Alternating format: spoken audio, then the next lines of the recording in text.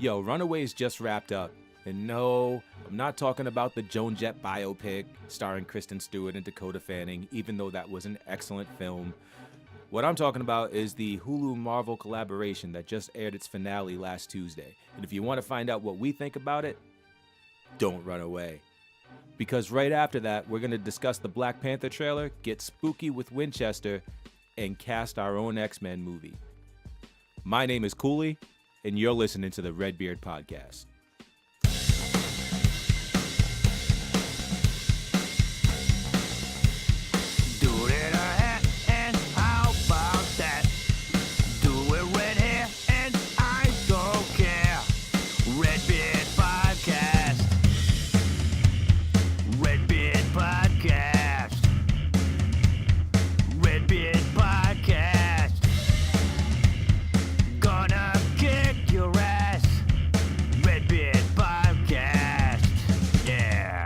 Redbeard Podcast is brought to you by these cool dudes.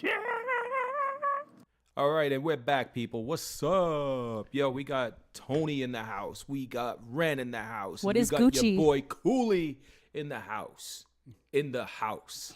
You're in the house, man. What's in up? the damn house. In it. That's right. Yo, what's good, people? Yo, it's been a while since we sat at the table with Ren. Hi. Jim's not here tonight. Jim is not here, no. So shout out to Jim Rock. Hi. Sorry you couldn't be here tonight, buddy, but we'll catch up with you next week. Yeah, we will. See you next week, dude. But yeah, we saw the Runaways, man. Did that run away with our hearts, or did it? Did that run away with our hearts? So dumb. It took my heart and ran, man. I love that show, man. There were some things that I didn't really care for in the finale, just because it felt like they were rushing to wrap it up. Yeah. And they left a lot of things on the table, or that could have just been that they were, leaving us hanging and leaving us with a little cliffhanger. Or a lot of cliffhangers. I mean, I think Runaways for me was something that I never set out to intentionally watch. And then one day I had some extra time and I'm like, hey, let me watch the first episode. And then I ended up watching the first two because they were both out. And then from there I was hooked. You know, it was a lot darker than I thought it was going to be. There was a lot of really great character development. Which isn't surprising for like a Marvel product. You know, like I wasn't sure if it was going to be kind of cheesy. But all the characters, you got to know them. You got to actually, you were invested in the characters and you cared for them. So that was a big thing for me. I thought it was just going to be, they were going to be like throwaway characters and I wasn't going to care about any of them, but I did. And the finale, I will agree with you. That's exactly what I felt, is that they were trying to wrap everything up for the first season too quickly, where I feel like I really wanted some other things to be explained about Jonah that just weren't. He was like this guy that came in and took over, but like there was so many questions I had about him and they were just unanswered. Like for me, the biggest problem was, I think it was the last or second to last episode where they're all like trying to get her out of that church or whatever they were holding her, and he has like the x-ray glasses on and he just sees Jonah and he's like this ball of light, and he's like he never even said what he saw. They were like, what'd you see? He's like, I don't know. It's like, well, no, like say what you saw, man. Yeah. Like, and maybe they can weigh in on what it might be. Like, No. they just and then there's this whole like underground thing where the scientists are like, it's alive. It's like, can you show us what you saw on the computers? Like I was expecting them to pan to the screens and they never did. They never did. No. Yeah, so they're just trying to throw out a lot of things to keep you guessing, to get us invested in the second season. And I feel like that I kind of a little bit of a problem with that, but that's just me. But overall, I thought it was well done for a first season. But I feel like, all right, so this is a little aside. I feel like you have a problem with that, like with a lot of shows. Like when shows give you that cliffhanger to intentionally hook you for the next season, I feel like you don't like that. Because like I feel it's a cop-out. But why? Because a cop-out, because if a show's really good, you shouldn't need a cliffhanger to watch the second season. But the only reason why it's a cliffhanger is because it's good. Like, if you didn't give a shit about the show, then you wouldn't want to know what happens next. Well, not necessarily, man, because there were shows that I used to work back that I used to watch like when I was a kid. I'm not gonna be able to think of one right now, but you would watch shows. There wasn't always a cliffhanger, but you came back for the next season because you liked the show. I feel like every show now you're expected to have some cliffhanger to keep you going to figure out what happened. I just feel like a well-written story should not require a cliffhanger to get you to come back. Well, here's why back in the day. That's just me. I agree. I'll give you my reasons for what you just described. Back in the day, shows that came out back in the day, like they didn't know if they were coming back. Right? They were never. Nobody got like, oh, I'm gonna do a 8-season order for you, or we're gonna order 3 seasons of this show, and you do what you need to do. Like they got pilots. Those pilots got greenlit for a season, then seasons wrapped up, and then they decided based on Nielsen ratings and things like that whether or not they were gonna bring that show back. And No, it's not true, man. I mean, look at shows on like TGIF Friday. Look at like Family Matters. Like that's one that's just gonna jump with Steve Urkel. Like that show, yeah, I'm sure it had a pilot for its first season, right? But like at the end of the season, there wasn't a cliffhanger. You just came back for the next season because it was a good show. Oh, but that's a different kind of show. Family Matters, that's a comedy. How is it? It doesn't matter. It doesn't. No, it's a sitcom, bro. Yeah, it doesn't. It's not telling a story. Yeah, it is. It is telling a story. It's telling a story about there was a problem or a conflict in each episode. It doesn't matter if it's a comedy, if it's a drama, if it's good story writing, if it's a good premise that keeps you connected to the characters. You shouldn't need a cliffhanger to come back to the second season. Like you just shouldn't need that. I felt like Runaways, I would have come back to see that. Without seeing them like run down the alley, like me wondering what's going to happen. Like I'm invested enough in the characters to want to see where their stories go. Yeah. And I don't need a cliffhanger for me to come back and. But if you're not I guess what I'm saying is that when you're telling a story like this, if you're not giving somebody a cliffhanger, then you're basically wrapping up your story, which means where do you go from there? Now you got to tell a whole different story because there's nothing left to tell. Like you just continue the story. Conversely, like. You're going to drag that story out to a second season if you do a cliffhanger, and that's like boring as shit. Like Atypical. I watched that show. All he wanted was a girlfriend. He got a girlfriend and an HJ at the end, but I'm still coming back for season 2. Like, yeah, but there was a cliffhanger. Kind of, sort of. No, it's not like a drastic cliffhanger. That is what you call a cliffhanger. When you see a note like that and then you don't know what's going to happen, you don't know what the outcome's going to be. But Runaways was like a lot of shit unexplained. Like it was a really, really messy and abrupt ending. Like it felt like there should have been one more episode. That's what I thought. I was like, okay. I was like, I guess it's finale, but that's okay. That's the finale. That's what I thought. Now, don't get me wrong. I'm not saying that you guys are wrong about this. I actually said, I think I might have been the first one to say that I felt like they rushed it. Oh, yeah. Right? However, I just like arguing with Tony, so. Yeah, we get into it. This is what this podcast is for. Exactly. Yeah. Yeah, I mean, what did you think of, like, you agreed with the whole Jonah situation, like, being somebody that's read the graphic novel or the comics about this, like where did your mind go with knowing what you know about him and what they said in the show? Do you feel like it was true to the story? Like, do you like what they did? I try to forget everything because I'm trying to see it as a viewer. A lot of people haven't read the comics and they never go with, exactly what the comics say. They put their own spin on it. But as a viewer, I can imagine people are confused, like, whoa, like, is he an alien? Astral That's what being? I started thinking, man. Yeah. What is he? What's his tie-in with like the religion thing? Like, right? Did like a religious cult find him as like an alien crashed on Earth? Like, I was thinking the same. I was thinking that exact thing. Yeah, it's so messy that it's hard for people to be like, oh yeah, I'm totally on board with it. Like, it's still interesting and you're clued into the story, but you're sitting there like, wait, what's going on? And what the hell is he trying to get at underground? Yeah. Yeah, especially like I said, when they're like, oh, it's alive. Okay, cool. What are you talking about? And they had like the rocks, and that's why Molly is the way that she is. But like, what's going on with it? Is there like a bigger being down there?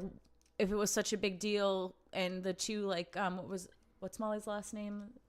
Hernandez. The Hernandez is like, we're given these to study. Like, that's weird. Like, Yeah. it's all kind of just messy. Like, the last 2 episodes even, I was like, wow, this is it? Like, ooh. Well, some interesting things, like, Tony, like, because of your question, I just want to answer that from the perspective of somebody who's not really trying to separate the two. I'm really trying to see how close this is going to be, or how close it is to the books. And they've strayed from the books in the sense that they're giving the parents a lot more depth. Oh, yeah. Like, you don't get anywhere near as much inside the parents' heads as you do in the show. Which I like, though. I do. It actually, because they are expanding this. They it's 1 season, 2 seasons. Who knows if they're going to do 3, 4? I mean, in order to do that, you have to produce more story than what they gave us in the books, because the books would have given us like the 8 episodes and that's it. Right. What I like about that too is that in normal situations, like for instance, when you look at like Stranger Things or any 80s style story, the parents are always clueless as to what's going on, and I like that. Like you saw that these parents were clueless as to like that their kids had found out as much as they did, but they were also very smart as to trying to put the pieces together. But I like that they were also clueless about all the business with Jonah. Like, they were like, Yeah, I don't even know what we're in for. Yeah. And like for a whole 16 plus years or whatever, they were like, we don't know what we're doing. We all just want out. We just want to get out once the strill happens. Like, I just want my kid, and they've goofed up their relationship so bad with their kids. It's never going to be the same. So Yeah. next season's just going to be wild. They all have their own reasons for doing things, and like these are things that you never explore in the books. No. Right, At all. right, exactly. And you see it so much in depth, so you can connect with some characters, and other characters you dislike so much that you continue to watch because you're just like, oh, I hate them. I want to see where this goes. Yeah, The yeah. other major difference, though, is Molly Hernandez. Yeah. In the books, she's a mutant. Okay. Yep. Now, Runaways happened. The show happened well before Disney got Fox. So they didn't have the ability to do mutants anywhere. They couldn't use mutants. Right. So they had to do something different for Molly, which is another reason why I think they did this whole thing where they're expanding the story and adding things to the story with the rocks and the weird crap going on with the aliens and stuff like that, and her getting her powers that way. But they tied it into such a big part of the story. And it was weird to me that she was like close in age to the kids. Yeah. Because in the book, she's a kid. She's a straight up about that, and you fought for it because you said she is younger. She just looks much older. Because you said she's like 14 in real life, and I was like, no way. Yeah. Yep. Like they did a good job representing her in the show as a younger kid, but it almost felt like she was like mentally handicapped a little bit. Yeah. No, she seemed on the spectrum. Because she's so like, she looks so old. Like the actress that they chose looks much older than what this kid is supposed to be. The kid's supposed to be like 4. They wrote her like she's 4. And she's okay. Well, and that she's makes acting a little her bit out more like sense. she's 4 Yeah, almost. You know? it's really strange. It's not great. Yeah, but I mean, like, I'm willing to, like, again, that suspension of disbelief. I'm willing to do that for the sake of the show, because I mean, she's not terrible at doing what she's doing. No. But you know, I think awkward. It was an odd choice. It's awkward. Yeah. But other than that, I mean, I love the show. I think, like, to reiterate what I said earlier, it ran away with my heart. Yeah. Yeah. Well, sure. Good shit. Good shit. Good shit. Burr, burr, burr. Oh my god. All right, word. But yeah, I'm on for season 2, you guys. Oh, for sure. Word? Absolutely. All right. I cannot wait. I'm very excited for this whole wave of comic books into TV shows. We have Lock and Key coming out. I can't wait for that. And Umbrella Academy, though the cast is straight butchered. I'm very upset about the casting. Oh, did they announce it? Yeah. I'm surprised I haven't seen this. Ooh, it said it was announced and sources said, like, verified, but, it is a very upsetting cast. Like, are they people that you know? Oh, yeah, like Ellen Page is, I think, rumor. Or, no, she's Vanya, the white violin. Isn't Ellen Page, like, 40? She's married now, but she's not 40. I think she's, like, 30. Yeah, she's like old now though. Like she's not the little girl that she used to be. No, and she's a bad choice for casting, but I think it's a big name for the whole thing. So we'll see. Okay, I guess they're going in a different direction then. Nope, I don't know. Well, there's some time travel involved in that though. Yeah. So maybe she's like older, rumor, or maybe they just stay away from it altogether. I don't know if they even do the time travel. Or maybe they just stay away from it altogether. Yeah. They haven't. Yeah, how about that? How close are we to getting? How close are we to getting Lock and Key though? Because that's the one I'm most excited for. I don't know. It's a Netflix one, right? No, that's actually going to be Hulu. Yeah. I don't. I have no idea. But just real quick, I want to throw it on the radar. We'll talk about it next week. I watched this show called The End of the Effing World. Yeah, you keep talking about that. Yeah, I keep talking about it because it is worth talking about. It's not. I don't think it's going to be a series like it's going to be like a season 2 or anything like that because the way it ends. Okay. If they do a season 2, I'd be very surprised. But this show is art, man. It is art in its purest form. It's so good. The acting, the writing, the way that they I didn't even know it was a comic book until I saw the trailer for it, which I saw the show before I saw the trailer. Yeah. And then the trailer was like, oh, this was a comic book or a graphic novel actually, because I don't think the graphic novel actually went on for a long time either. So it was like a one-shot book, but they did a really good job. It's about this kid who's like a borderline psychopath. Wants to he's killed a bunch of little animals and wants to graduate to killing humans. And that's when he runs into this girl who is this adventurous type, and she is basically a rebellious teen, and they kind of connect, and he's like, yeah, she's gonna be my first victim, and the stuff that ensues. What ensues after that though is it's just pure gold, and it's charming, and it's relatable, it's believable. Everything about this show clicked on all cylinders, man.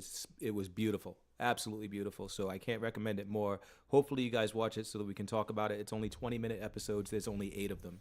Okay. So you could literally blow through it. Check that shit out. Word. But yeah, that's it. That's all I got right now. How about you guys? What have I been into I don't know what I've been into lately. I just watched Viceland, Jesus and Miro. That's my life. That's it. That's my jam. That's it. That's it. I mean, today was a day off for me, and I literally caught up on Lucifer. I watched 6 episodes. So I was a fat ass today, man. I did nothing, which was great because I needed that mental break. But I'll tell you, man, it was, I just love that show. I really do. You know what I mean? I started getting into it, looking up all the different actors and how Lucifer's so good, dude. So I'm so glad that didn't get canceled by the Million Moms Against Satan or whatever the fuck that was. Remember that episode we did? Yeah, we did an episode when Lucifer came out. There was a mom club that got together and they wanted it shut down because it was they were painting the devil as a nice guy, and it was just it was completely legit. ridiculous. This legit happened. No. But I will say this: 2 interesting things I found out about Lucifer today. First of all, Tom Ellis, who plays Lucifer, if you listen to him in interviews, he sounds just like Lucifer. But I mean, he's obviously British, but I mean, he's not as snarky, and he doesn't pronounce things as when you say something in a British accent, they really hang on the ing. Yeah. He doesn't go that far to be that oh hello British, but he's very Lucifer is very proper, and he's very he's all right, detective, and he gets very snarky. He's different from that, but very close to his character, which I thought was cool.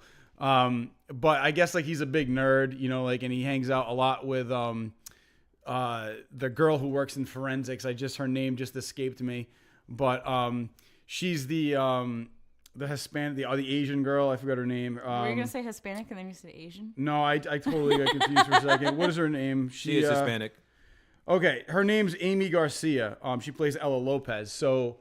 One of the interesting things is that she was also Batista's On Dexter. daughter in Dexter, and I totally forgot about that. Huh. I didn't. I was so excited when she got on this show, man. Yeah. She's one of my favorites from Dexter, man. She's great, man. I knew I recognized her from somewhere, but today it just kind of dawned on me. Also, so the girl who actually plays Chloe Decker, her name's Laura German. Do you know what she was in that I completely forgot about? No. She was the chick that like bought her way out in the second Hostel. Remember, she was like, I'm a millionaire. And she's like, I'm going to buy my way out. I was like, oh, shit. And I went back and I looked for her in Hostel 2. That was her. She had black hair. She was younger, but I was like, holy shit, that's the girl from Hostel 2. Like, Nice. I never, because I was always like, what has this girl done? I felt like she came out of nowhere, but she's actually done a ton of shit. I never watched Hostel 2. But you know what I'm talking about. I know what you're talking about because I love garbage shit. Yeah, so garbage. It was bad. I mean, and I was telling my friends the other night. It's one of those moments that I will always remember because I saw it in the Providence Place Theater, and it was like a 10 o'clock show. And like when she basically like says she has all this money, some dude in the back of the theater just went ballin'. And for some reason that just like stuck in my head, that one scene. But yeah, it was it was cool that she has been in that because I never would have known that unless I looked it up. So yeah, Dexter's been Lucifer's been my show for the past couple days, but as soon as I finish that, I'll be hopping on some of the stuff that you've been talking about because I'm just trying to get the stuff that I've been watching out of the way so I can get through it. Oh yeah. Yeah, because then I just have like 7 shows in limbo. You know, I need to finish them. So yeah, that's all I got. Yeah, I got to get on season 4 of Black Mirror too. That's like yes, that's another thing I need to watch. I'm too anxious to watch that. That's like something I get asked daily. Like you can't go into watch it. work, you go anywhere. And Did you people are watch like, Black Mirror? Did you? Oh, have you seen Black Mirror? And I'm like, nah. The way my life is set up, I'll have to like sit somewhere in like with like the lights all turned on and just like think about life and be like, why am I here? That movie, that show messes with your head. Yeah, I'm not into it. They basically hold you at gunpoint, man. They're like, Yeah. you need to watch this. I'm like, nah, y'all not gonna get me today. No, I'm not gonna They're watch like, it. watch this shit, motherfucker. I'll watch it when I get to it. Yep. You know, so but Yep. yeah. Not trying to die. But yeah, and they love not spoiling things in the most guilt-inducing way. Okay. I don't want to ruin it, but like it's been out for like 3 weeks. Yeah. So it's like, all right, well then don't ruin it. Yeah. Like just don't talk about it. Don't Like, talk how about that? it at all. Or like, shh. Cooley hasn't seen it. That's when people are like, oh, don't say spoilers in front of me. Like, just be cool about it. Be like, yo, I haven't seen it. I'm gonna leave the room because I'm at fault here. I hate when people are like, don't see it. Yeah, I don't. Whatever. I do what I want. Yeah, I'm grown. Yeah. Word. I'm grown. All right. So we'll be back in a minute, guys. Supply and demand investing, where not all investments are created equal. Yo, Tony, what's up? Hey, what's going on, dude? Yo, man, want to play a game of Would You Rather? Yeah, man, let's do it. All right, well, would you rather, over the last 3 years, have invested in Bank of America with an annual dividend payout of 1.77%, or would you rather have invested in Citizens Bank with an annual dividend payout of 1.76%? I don't know, man. I'm going to have to think about it. But you know what? To see the results of what we came up with, or if you have 2 stocks you'd like to see compared, go to supplyanddemandinvesting.com/redbeard. Supply and demand investing is here to offer guidance when it comes to investing. Whether you want to invest in stocks, bonds, mutual funds, or exchange-traded funds, supply and demand investing is here to help. And unlike the buy and hold method of investing of the past, supply and demand investing is comparative to any good sports team. There are good times to play offense by investing your hard-earned money in things like the S&P 500, the NASDAQ, real estate, or international equity. And there are times to play defense by investing in fixed income, higher dividend-paying assets like bonds, CDs, or cash. So check out supplyanddemandinvesting.com/redbeard.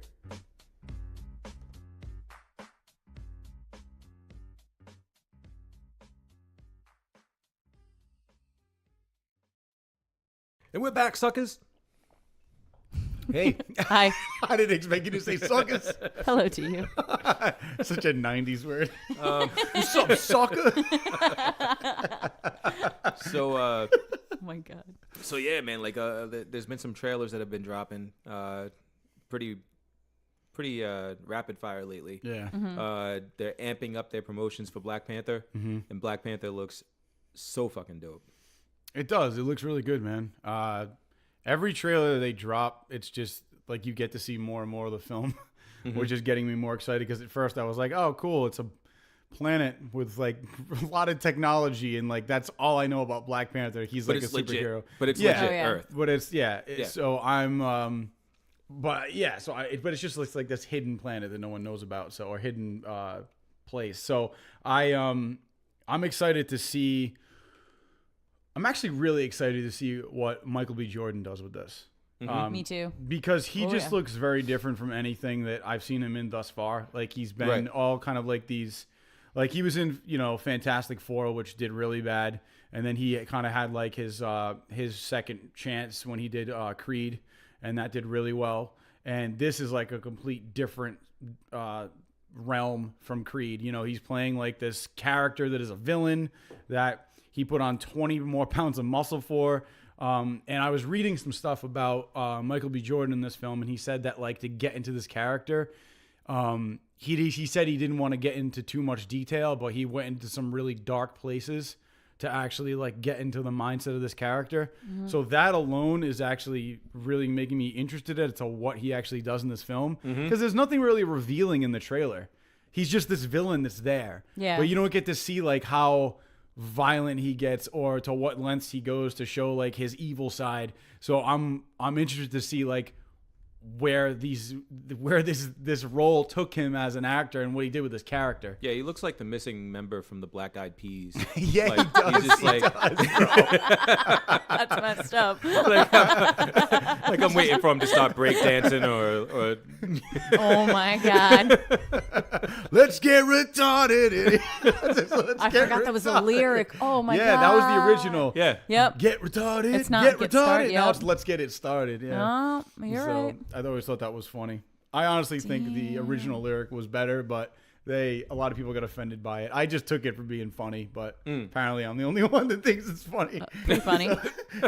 She's funny. like, yeah, sure, whatever. But I mean, yeah. So I'm excited to see what he does with the role. Yeah, you know? I think for me, I'm just like watching the trailers now because like they've shown a lot more of the character of Black Panther, like just like like just his like how he moves, like like some of the things that he's gonna do, like his voice, like the way that he talks. Like we saw a lot of that in Civil War, but I think it's cool what the director's doing with the character in this. Like it just seems like it's family oriented. And not family oriented like a family movie, because obviously it's a Marvel movie, it's going to be a family movie. I mean it's centered on his family. Right. You know what I mean? It looks like it's going to involve like his sister, his mom, like all that shit. Like we're going to see all of that and like how he interacts with them, and it looks like they just have a cool relationship that like they're going to allow the audience to see, You said ties to Civil War. I mean, like we're probably going to see Bucky in this. I mean, why wouldn't we? I would love that. Because but- that's where they hit him. I mean, like, why wouldn't they? Right. That was kind of like the teaser for Black Panther. But remember, he went into cryo, like, or But whatever. I also feel like there's going to be a scene where we might not actually see him active, but they might be in their world and walk by and see him in cryo. Yeah. Like I think they'd have to They at least do love that. Easter eggs like Yeah, that. in that's Marvel. definitely going to be a thing. You know what I mean? got a strong feeling that that's going to be like an end credit scene or something like that. Probably. his little like arm is hanging up somewhere. Yeah, right. Yeah, exactly. Yeah. Yeah. I mean, I always, whenever I see the Black Panther TV spots, I always think of Jim Rock. We were watching this on TV once. I think it was like the first trailer when him, Don, and I were watching football, and the trailer came on. He goes, "I don't get it." He's like, "So it's like this hidden place." Yeah. He's like, where all around them people are probably dying of AIDS, and they could probably fix it, but they're like, "Nope, gonna stay hidden." He's like, they have all this wealth and technology that can save lives, and they just choose to not do it. Yeah, and I understand their reasoning, but it's just when you break it down like that, that's reality. Like, it's exactly what's happening. But it's self-preservation. Exactly. Yeah. Exactly. Like if anything gets out, they'll be exploited. Exactly. They don't want that. So yeah. It's kind of like why the government hasn't said that there's actual aliens. Boom. I know you don't believe in them. Kind of like why the government doesn't say that there's an actual cure for AIDS. Yeah, and there is. I think there is. Well, whatever. So that's a whole nother. That's what is that? A conspiracy theory podcast? Yeah. We should do that. Oh God, dude, I have so many. Yo, can we do that? You want to do that? Are you into that? Conspiracy theories, Ren? But it would go so off the rails. I would need to get drunk for it, because y'all would say some wild shit that I don't agree with, and I would just sit there and be like, oh my God. You know who we need to get on that podcast if we do it, though? Who?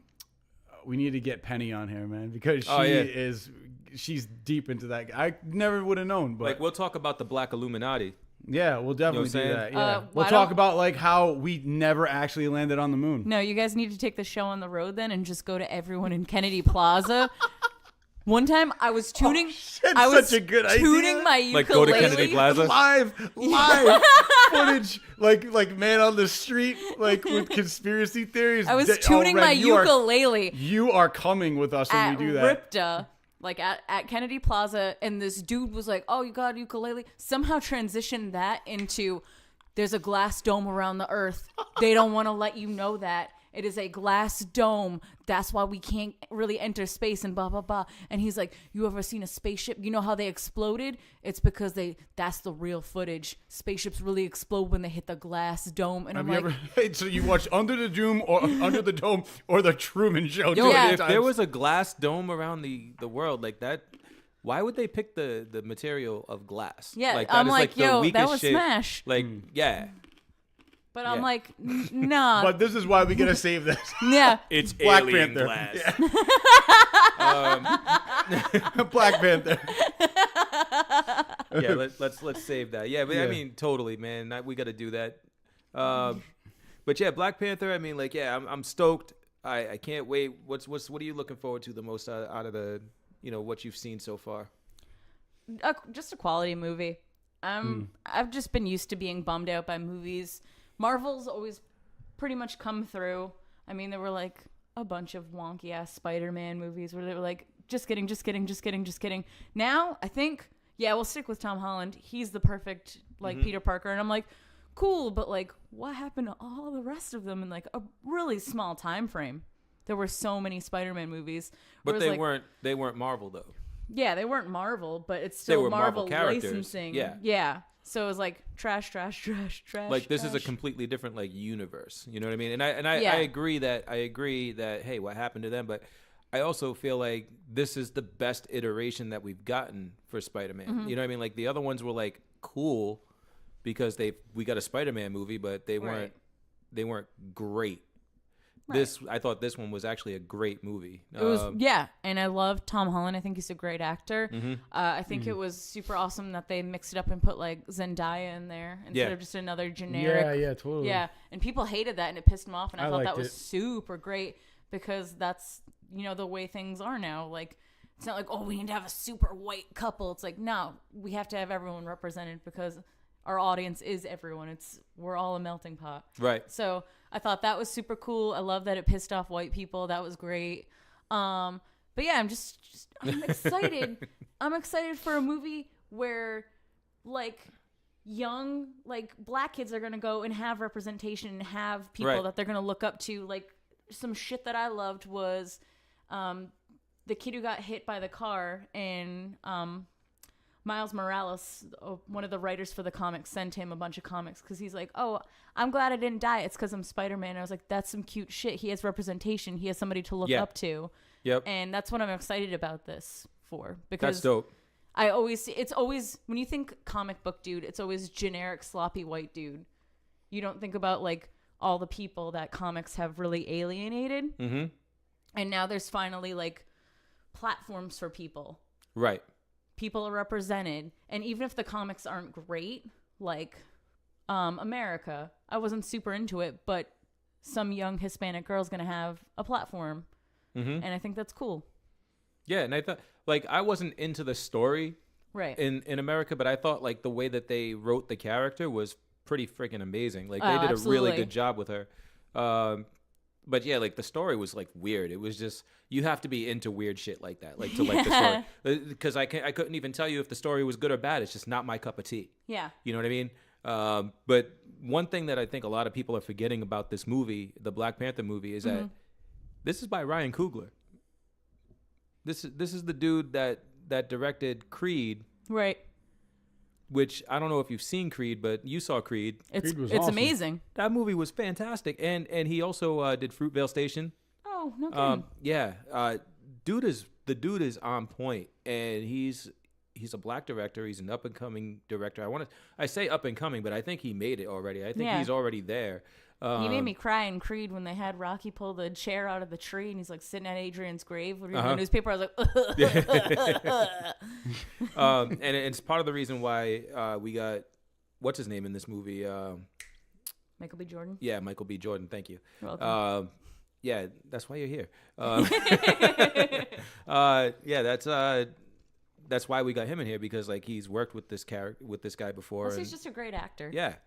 He can. I think Michael B. Jordan could basically play anything. He looks like a super nice guy, but he could be like a dick, and I'm ready to see him as a villain. Yeah, and then you've got Kendrick Lamar doing the soundtrack for this movie. Yeah, they have the Spotify playlist that dropped a little bit ago. If you guys want to listen, it's amazing. Yeah, like the whole soundtrack is produced. And I don't know if it's all performed by him, but I know it's all produced by him at least. There's a couple songs. He has one with SZA out, and I think there's another song right now. Yeah. But didn't they use Kanye in the trailer? Oh, yeah. Yeah, Kanye was in the trailer. I know the soundtrack to the film, but Kanye was in the trailer. They used Run the Jewels in the first trailer as well. Yeah. And so I mean, like, it's been a those were the trailers, but I think like I think they just revealed that K. Lamar was going to be doing the soundtrack. Yeah. So, you know, props to him. I mean, I love this kid. I mean, he's one of the only like new era MCs that I actually can say is an MC. Right. And mean it. So yeah, I'm excited because I'm definitely looking forward to hearing what he does with this. But yeah, there's another trailer that dropped recently, and I got kind of excited about it. And sent a link to Tony because you know we're horror movie fans and stuff like that. And he was like, yeah, I saw this already, and I don't know why I didn't think he didn't see it already. But it's called Winchester. Yeah. And it's a movie that's coming out. And I had gone to Cali for a work thing, and I was there for like 3 weeks. And the Winchester House was one of the things that was mentioned as something that I should do. And I never got around to it because I heard it was like boring as fuck. But you've been to the house, or I haven't been to the house. I just know a lot about it. It's something Yeah. that I wanted to visit when I was there, but I just never got around to it. I went to the Muir Woods instead, which was awesome. Yeah, that's what I did. I went to Muir Yeah. Woods. I had to go to Endor, man. Yeah, it was cool, man. You put your like what is it? My little Wicket stuffed animal. Yeah, Oh you my God. place them in different places. Oh It's my mad funny. Yeah. So stinking cute. Took pictures of it.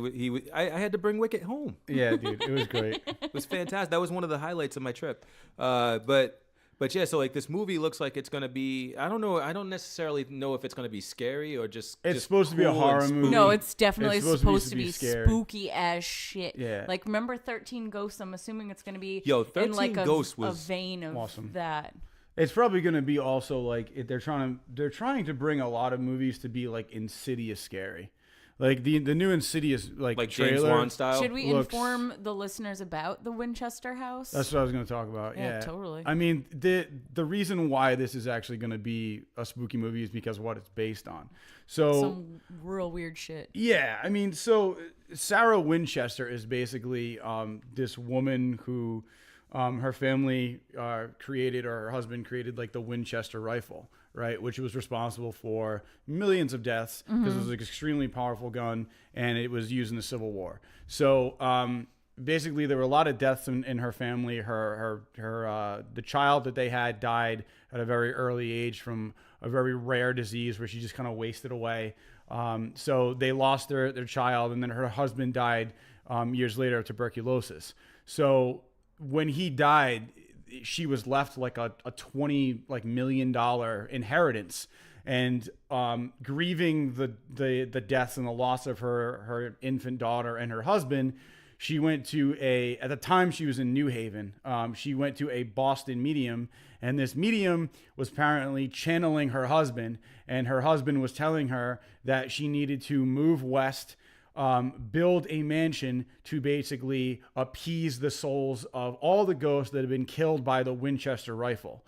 So what she did is she went west, she bought like a farmhouse at a very cheap rate and started building this house.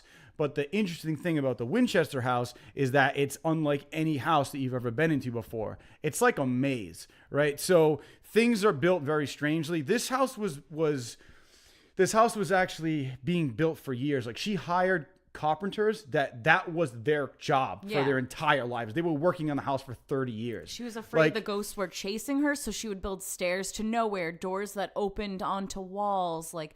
It just kept going on and on and on. It's like a corn maze of a house because she was terrified these ghosts were like chasing her. Yeah.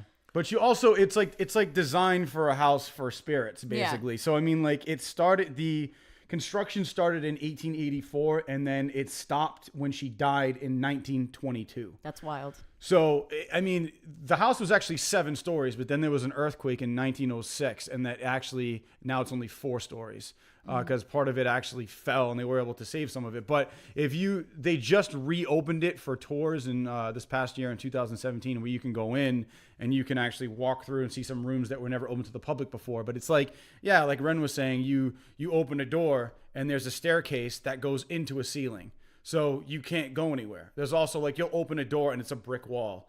If you were going to walk to like a balcony where you would actually look over and see down to the first floor. You just see 2 doors that would open this way. Like, the doors would have to be open for you to walk. It's like doors that should be faced like this are right there where you would expect to look down and see the first floor. You see these 2 doors. So they were building this house with all these weird blueprints that make no sense, but they were getting paid to do it, and it's what she wanted. So it's this weird house that's built to appease the spirits of all the people getting killed by the rifle. So this is what this movie is based on, and apparently all the ghosts are like haunting her in this house. Spooky shit. So she's building this house, and the ghosts are haunting her. So instead of like moving out of the house, she has them build stairways to nothing. From what I've read, that's a different, from what you said was different one than what I read. I've always been under the impression that she built the house in a way that they would actually like ghosts can pretty much do whatever they want and go in strange ways that we wouldn't. So it was built in a unique way for that reason. I wasn't under the impression that they were chasing her. I thought she was building it to kind of like keep them at bay to please them. You know, like, this is your house, so it's not going to be designed normally, I guess. That's what I heard. I don't know, but yours was a different take on it. That's in the movie, it's definitely like... Yeah, they're chasing her, yeah. And it's like 13 nails on the doors to keep the ghosts trapped in. Right. And then they just show like one scene where it's like all the nails on all the doors come out at one time. Yeah, exactly. Yeah. And I think it's Helen Mirren is actually playing Winchester. Yeah. And I'm psyched to see her in this role because I love her in everything. She's so good. She's so good. She actually just released a master class on acting, which was really cool. The trailer for that is out. But I mean, she's a very talented actress, and the fact that she's in like a horror movie role is something out of her spectrum that I wouldn't expect to see her in. Right. So when I saw her in this trailer, I was like, all right, well, this movie's got some balls behind it, you know. So that's why I'm excited to see it. Yeah, totally. Yeah, I'm definitely down to see it. I want to see this shit. I asked Jim Rock if he would go, and he was like, "Nope." So it's gonna be spooky. Yeah, definitely. Spooky shit. Yeah. You mentioned 13 Ghosts. Such a good movie. I don't know if you guys knew this, but the ghosts in that movie were actually designed by Todd McFarlane. I heard about that. That makes sense because that's some Spawn type shit. Awesome. Yeah. And I like how the Juggernaut is like at every like Halloween haunted house asylum, walking around with like the cage around his head. I'm like, oh, that was such like an iconic character. That it was nasty. Yeah. That was awesome. Good shit. Well, and I actually got to talk to Shannon Elizabeth about it at Comic-Con. I was like, 13 Ghosts. And she was like, I love that movie. I'm like, well, yeah, you were in it. So she was like, that was so much fun. Yeah. Good shit. Well, I am definitely pumped to see it. So, yeah. Hell yeah. Stoked. Just to kind of give you guys one other thing, just to tell you how crazy this house is.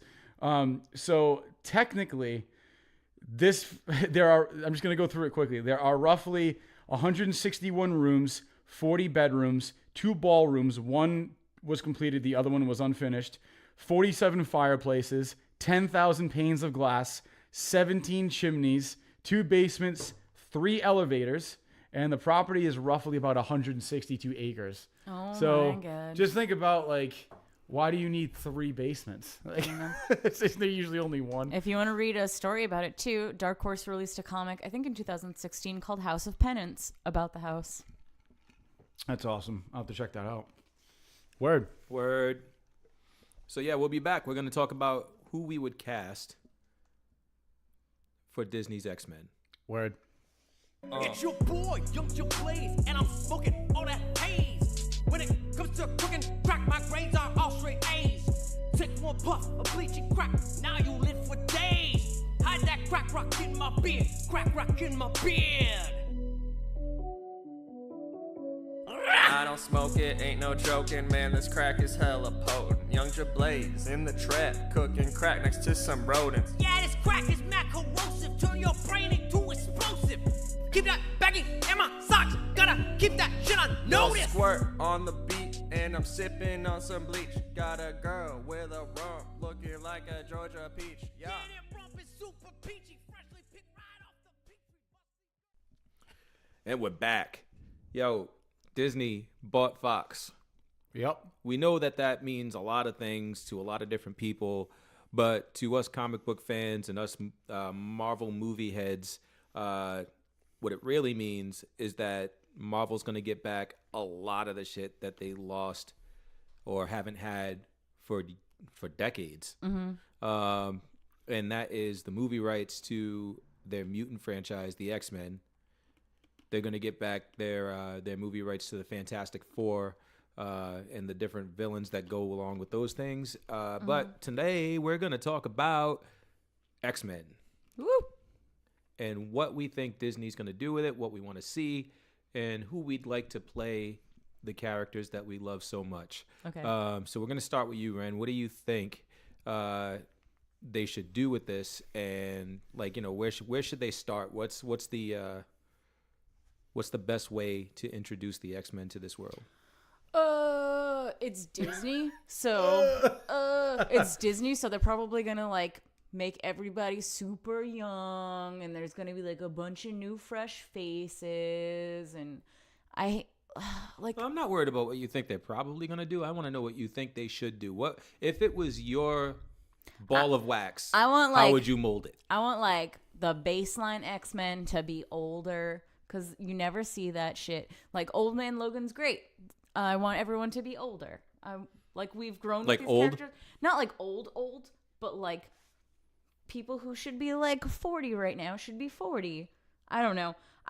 Like you just want them to like just show up like, hey, we're the X-Men. We've been this way No, forever. I don't know if they should just show up, but like, where you guys been? Oh, I was at the bar. yeah, we've already seen these.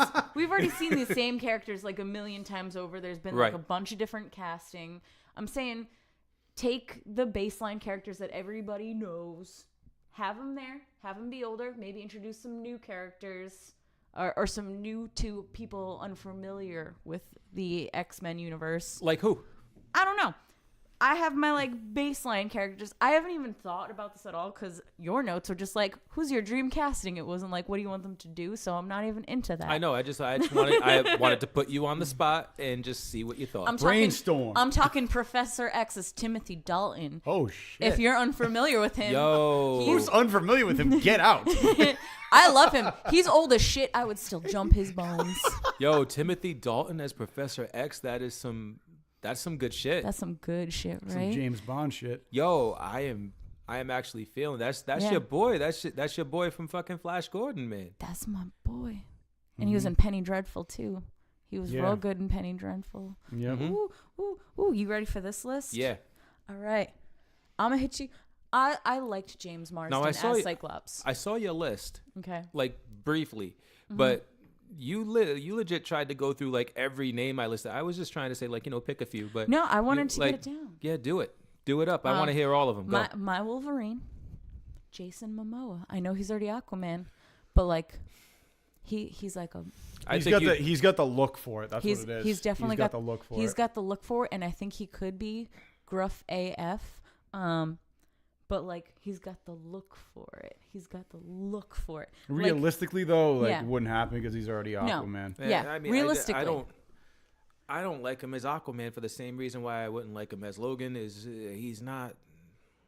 I don't know. He's not Canadian white boy, man. Like I don't know if a lot of people would actually say that Hugh Jackman was going to be a good Wolverine in the first one because he's got no muscle on him, and then he got all jacked out. Well, yeah, jacked has nothing to do with it. Your boy's jacked. I'm talking like Momoa is jacked. Like you don't have to get more jacked than that. But I'm saying I'm not physically. And like Liev Schreiber, more the attitude of Wolverine, but he's already been Sabretooth. Yeah, exactly. And he doesn't really look Loganish. Logan is such like he's a fictional ass character. There's no one who's like really perfect for him in my mind. So I went visually.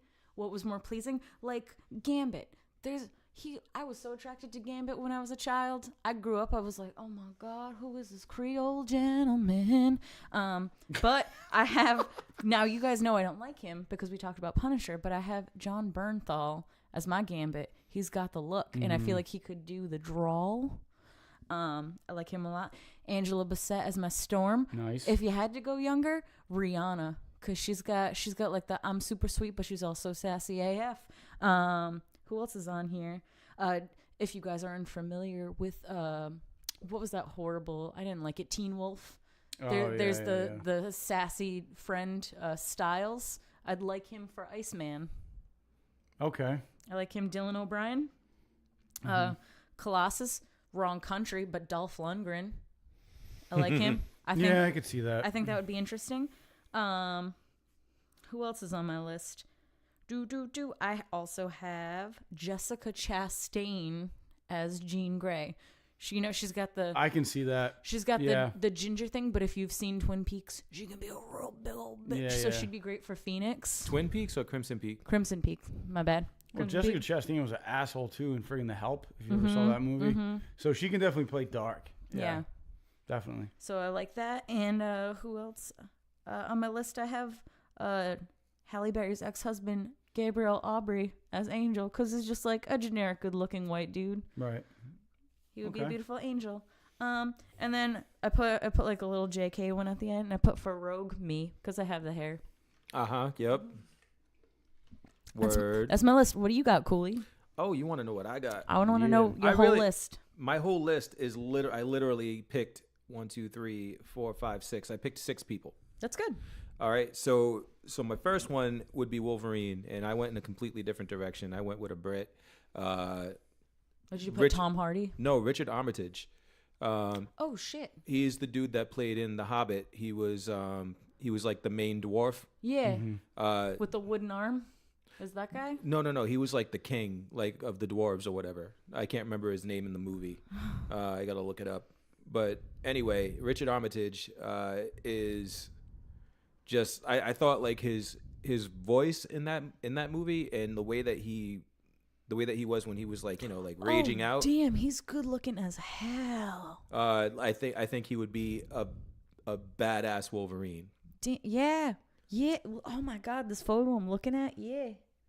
Yeah, and honestly, he has a little bit of that Hugh Jackman look. He does. Like, I mean, like, I don't think he'd be a huge departure from Hugh Jackman, except for the way that he acts. Like, he has a different acting style and a different Hugh voice. Jackman in that photo. Yeah, for sure. Like, I think that might be a reason why I also thought that he was, a good choice. Yeah, a good fit. Just because Hugh Jackman, to me, is Wolverine.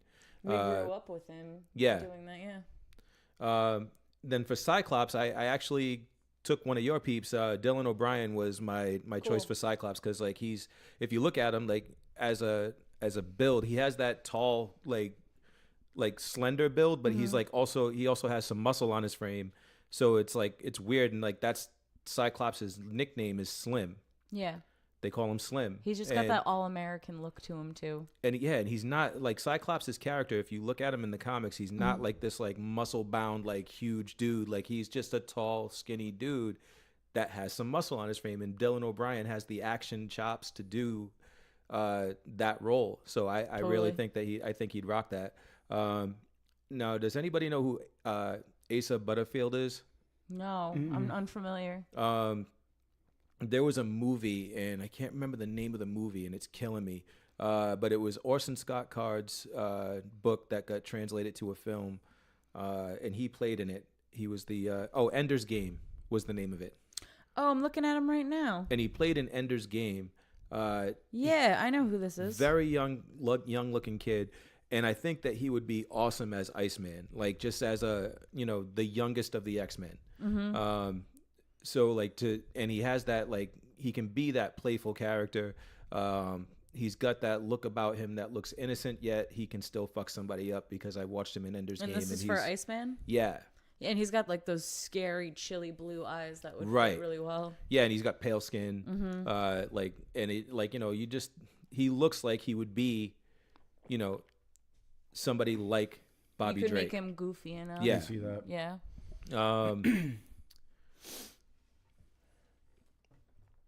Amanda Stenberg. For who? Storm. Oh, okay. Good pick. Yeah. She was from, I think the biggest role that she's been in actually is like Hunger Games. Where she was like, I can't remember the name of the character, but she was like one of the tributes. Yeah. And she was like one of the main ones. Like she hung out with, what's her name? Katniss. Katniss saved her. Yeah, so Katniss saved her, and like she was young at the time, but now she's like actually old enough to take on some adult roles, and I think that she would, and she's been rallying for Hollywood to like actually be more inclusive and have better roles for women of color. Sure. So I think she'd rock this. I mean, she's obviously been in an action film, so she can handle that, and she did a damn good job in that movie. I watched the movie. I'm not a huge like Hunger Games fan. I didn't watch any of the other ones, but she did a good job in the movie, so I think she'd be good as Storm. Nice. Peyton List. You got to look her up.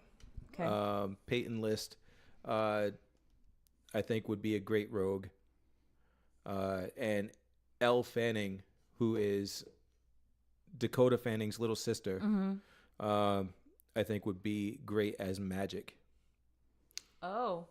Ilyana Rasputin, Colossus' sister. And that's my list. No. Peyton List, I'm like looking at her in general, and I've never seen a more like ditzy looking human being in my entire life. I think Rogue is a very ditzy human being, though. You think so? I guess. Oh, yeah. I don't know. I feel like she's got this confidence about her, like a scared confidence. I don't know. Well, I mean, here's my list. This is what I got. Yeah, what you got? So, I only picked a couple, but Beast, I right away thought of Benicio del Toro. Oh. Which I think he could just kill just because of the way he looks right away. I mean, like, he's just got like Javier that. Bardem. I thought, well, Javier Bardem as somebody oddly I thought about, but then for some reason I just like, I don't know why. I've seen him in so many other things that I couldn't. But it's funny that you said that. As who? As Beast. But Benicio del Toro definitely just like right away. He's got like that scruff around his face. That he's got like that animal look to him. So you're immediately going older. You're. Yeah, I jumped to older because I don't know why he just is the first person that pops in my head. I mixed it up. Age is relative. I'm not going to pick someone just because they're older. I was like, you look and embody this part. Yeah. Right. I mean, I have another guy who could possibly play Beast, but I want to name the other person I thought he could play first. I have 3 people that could play Wolverine. Okay. oddly enough, I did think of Tom Hardy just because I've heard about that and that actually worked for me. But it wasn't my first choice. Okay. Also, guy hasn't done a lot yet, but I feel like he has the look for it. But if he put on like more muscle, he could possibly do it. Is Scott Eastwood, Clint Eastwood's son? He's very hot. Well, he looks a lot like Clint Eastwood, But like when young he was Clint younger. Eastwood, But he hasn't done a lot. But he's actually in he's going to be or is in the Suicide Squad movie. But I don't know why. I just feel like if he put more muscle on and really like him, he's got the brooding look. He does. He just has like that clean cut, but could also just like he could really pull off Wolverine. The other guy is I'm not sure if I'm pronouncing his last name right. Joe Manganiello, whatever his name is, from True Blood, who played one of the werewolves. I feel like he could totally pull off Wolverine. He was on a bunch of fantasy castings. I feel like he's got too sweet a face, so he'd really have to train his face, but the look is there. But if he gets like scruffed out, I feel like he could actually really pull off Wolverine. The guy's 6'5" and he's all muscle. So right away, he could definitely kill Wolverine. He's a strong-looking dude. But he's also somebody that I considered for Beast. Yeah, he was basically... that's the guy, yeah. He was basically Wolverine in True Blood. Yeah, yeah. So that's why I thought of him. Yeah, I agree with you there. That's not a bad call at all. Yeah. Yeah. Professor X, I right away for some reason thought of me and Becca thought of Ewan McGregor. I feel like he's been in a lot of stuff, but I feel like he could also pull off like Professor X as like an older guy. He would kill that. Yeah, because James McAvoy was like younger Professor X, where I feel like Ewan McGregor has already got like 20 years on him, and he could pull the older version of Professor X. And I also thought of also a little bit younger Professor X, but Alexander Skarsgård. I feel like could be like a good one. Really? Yeah. That's a weird one for me. Yeah, I mean, it was. I went back and forth on it, but there's something about him that I feel like he could pull off Professor X. It's a more like calming role for him. It's not as I thought about him for Wolverine, but I was like, nah, just didn't work for me. Just like his maybe an angel for me. Okay, I could see Alexander that. Is Skarsgård. Alexander is True Blood or True Blood. He was in True Blood. True Yeah. Blood. All right. Yeah. So he was Eric, right? Yeah. Yep. Definitely. Yeah. I actually wanted him for Thor. I could see that, but I don't think anybody can beat. Nope, Hemsworth. Hemsworth is he just is killing. Thor. Yeah, he's Thor. Man. Hemsworth owns it now, but I mean, at first I was like, I thought you had to. Yeah. Every time he talks, I'm like, man, you got a deep chest cavity. Like when he talks, I'm like, oh, like he's cool, man. Gambit. You guys are probably gonna think this is weird, but Jamie Bell. Who's that? Jamie Bell. Did you see the movie Jumper? With yeah, the lead guy? No, the other guy, the guy that was like kind of cocky. He was British, and he was like giving him a lot of shit. Jamie Bell's on a show on Broadway right now, but if you look him up and you see him in Jumper, he's very sarcastic and very he cracks a lot of jokes. And for me, I'm going by the Gambit that I saw in one of the X-Men movies. I think it was the one that was awful that they saw Gambit and he was in like a bar like playing cards or something like that. Was that Wolverine Origins? Yeah. Well, I'm going by that Gambit, and that's why I thought of Jamie Bell. If you covered up his big ass ears and you did his whole like contacts and stuff like that, I can totally see it. Yeah. So have you seen Jumper? I have. If you remember like his cadence in Jumper, that's why I picture him as Gambit. That's if good. you use that same persona. Yeah. So that's the only person I had for Gambit. And that's good. For Jean Grey and Rogue, I think this person could play either, is Deborah Ann Wool. She's Punisher's like love interest, and she was also in Daredevil, the redhead from True Blood. I could see her as Jean Grey, but I can also see her as Rogue. I don't know. It's just something about her. I feel like she's got like that like sexiness for Jean Grey, which is why I kind of thought of her. But then she's got the red hair, but also she's got a more rogue personality. Thank you. But she's got like that laid back, kind of confident, like rogue aspect to her, where I feel like that could really, but she could really it's work like with a that. second guessiness, I think that she has. Like, she was Jessica in True Blood, the redhead. The redhead, yeah. And I feel like it's but she was also in Daredevil. She was the redhead, But in True Blood, she's got a very whatever Rogue was, where what was her name? Ellen Page played Kitty Pryde. not Ellen Page. It was no, Ellen Page played Kitty Pryde, and then Sookie Stackhouse from True Blood played Rogue. Yes. Yep. Which is funny. It's all relating to True Blood. Yeah, that all is of our weird, cast. actually. Super weird. I should just realize that she was in True Blood too. Super weird.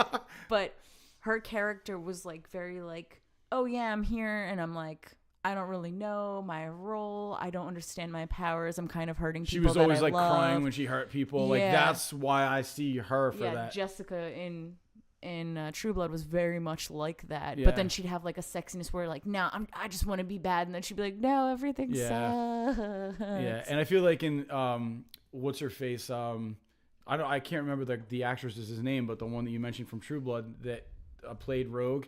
Yeah, Anna Paquin. Thank you. Pulled it out of nowhere. Yeah, she just definitely was very like scared of herself. Right. Like she tried to be confident, but whenever she got too confident, like her powers were something that she couldn't control, and that would actually bring her back and like bring out her insecurities. And I feel like Deborah Ann Woll does that a couple times within Daredevil and Punisher. She gets like way too comfortable and then gets in a very like compromising situation where she starts to doubt herself and the insecurity comes out. That's a really good casting. I It didn't really even is. consider her at all. So I just, for some reason, she jumped out. So those are the ones that I got. But yeah, Word.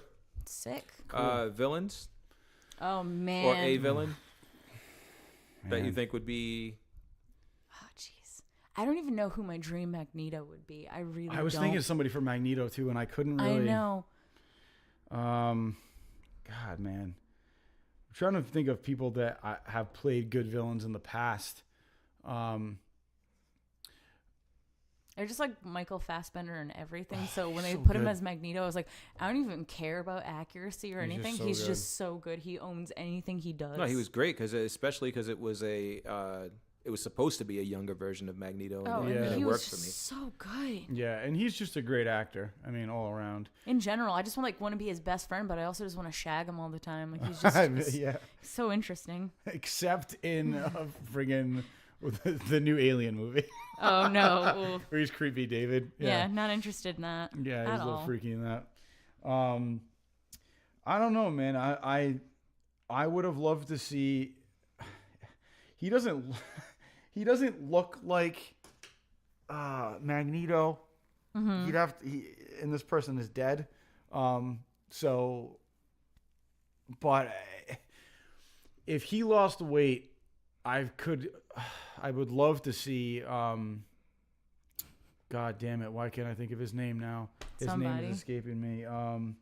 Jesus Christ! He died of a heroin overdose. That's so Philip many Seymour Hoffman. Like Oh. he's a weird.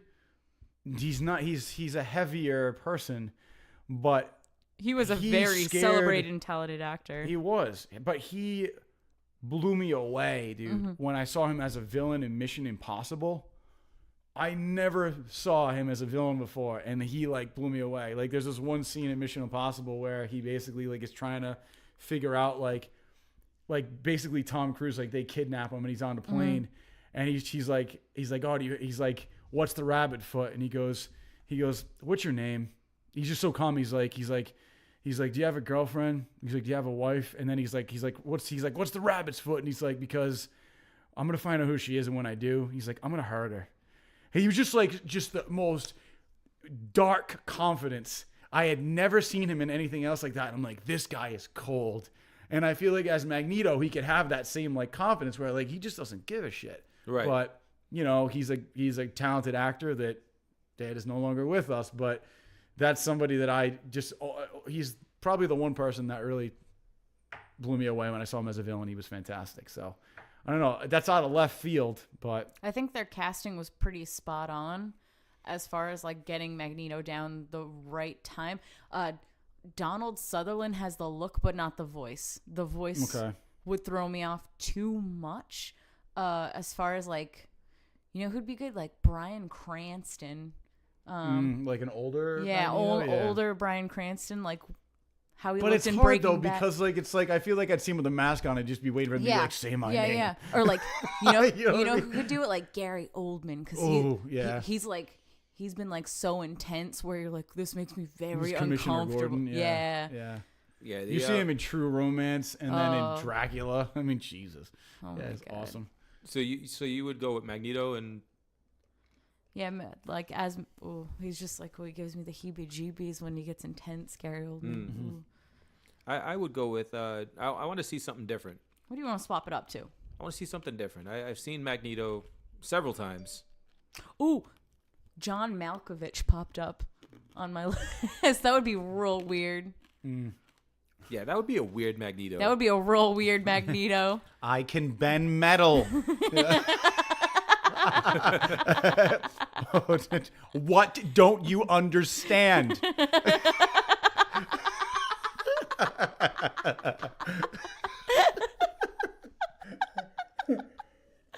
Oh my god. Or what was the dude who played Lincoln?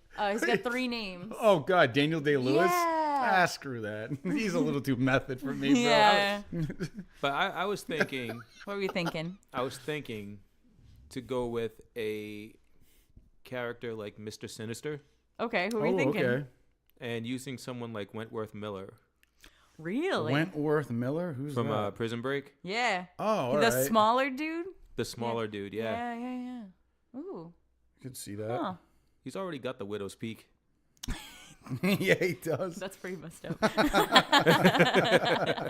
He's got the widow's peak. He does. You don't have to CGI that shit. Yep. That's true. Who would you guys cast for Mystique? Oh, so good. Because Jennifer Lawrence was the grossest looking Mystique I've ever seen in my whole entire life. That was such a fail casting. Rebecca Romaine owns that She shit for me. owned Oh, yeah, that yeah, shit. Yeah, Like, she I was love... good. She was hot, yeah. She was Yeah. super hot. Sofia Vergara, imagine that. Oh my God. That's Mystique. Right there, bro. That's my Mystique. Dude, don't cross me. Like, Welcome to Miami. Yeah, I think I'm all set with Sophia. I love Sophia. Don't get me wrong. Fix her. I mean, she can't have that voice, but you know what I mean. Yeah. But you can't fix that on her. Like, that's her. that's Like, her. She yeah. embodies that. You can't, you'd have to get someone to dub over it. Yeah.